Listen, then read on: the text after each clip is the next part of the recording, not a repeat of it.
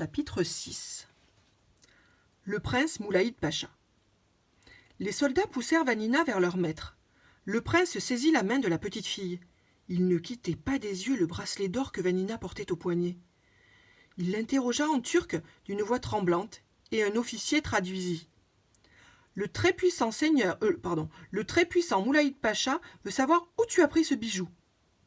Une femme me l'a donné, répondit Vanina. Elle raconta alors sa rencontre dans la forêt. Tandis qu'elle parlait, le prince semblait de plus en plus ému. Et il dit quelque chose à l'officier et l'homme expliqua à Vanina.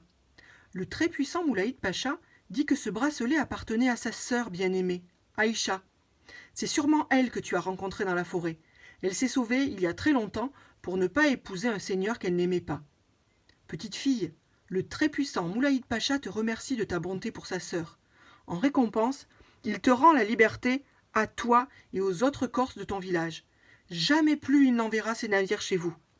Vanina sourit et Orso, émerveillé, ne put s'empêcher de dire « Il marche parfois ton talisman !»« Oui, mais j'aurais aimé qu'il soit assez fort pour libérer les autres esclaves. » Le jour même, Vanina, Orso et leurs compagnons furent embarqués sur un navire rapide, une felouque.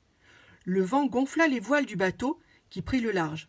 Cette fois-ci, les enfants ne firent pas le voyage au fond de la cale, mais sur le pont, sous une tente de tissu précieux.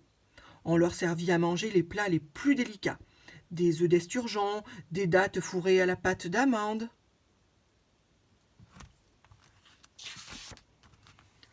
Enfin, la Corse apparut à l'horizon, ses montagnes d'abord, puis son beau rivage.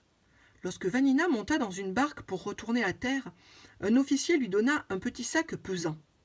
De la part du très puissant seigneur, le prince Moulaïd Pacha. Le sac contenait des pièces d'or.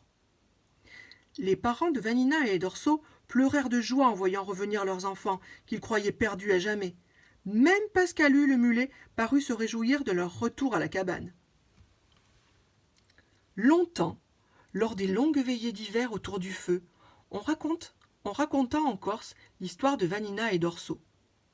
Aujourd'hui encore, on montre dans leur village la grande maison qu'ils firent construire pour leurs parents avec l'or du prince. D'ailleurs, on appelle toujours cette maison la maison du Turc.